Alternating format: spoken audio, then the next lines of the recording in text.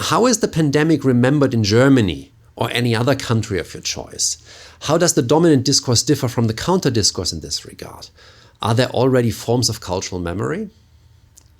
Well, I would say that when it comes to the pandemic, we don't really have a cultural memory of it yet in Germany. While there were some official days of commemoration while the pandemic was still ongoing to remember those who had died, and to also honor sometimes those who were doing most of the heavy lifting when it came to working against the pandemic. There is no national holiday designated to it yet. Maybe this will happen at some point.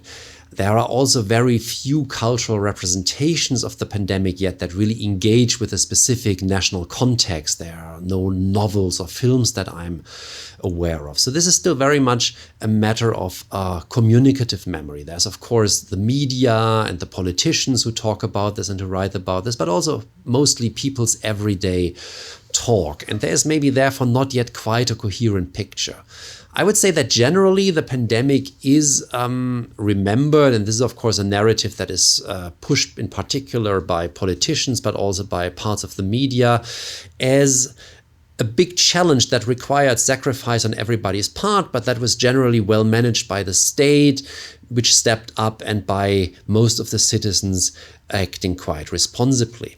At the same time, depending on who you talk to, and I talked about how the pandemic affected certain classes, but also how it affected women in particular, there is a lot of bitterness about inefficient bureaucracy, about a lack of digitalization, about the closing of kindergartens and schools for such a long period of time, especially when compared to other European countries. And there is maybe an impression among younger people and parents that the needs of older people were one-sidedly favored. So there is still no dominant version yet, but I wouldn't say that this is any counter-discourse to a dominant version. Even though we might have difficulties to really pin down the dominant memory yet, we can actually quite easily pin down the counter-memory.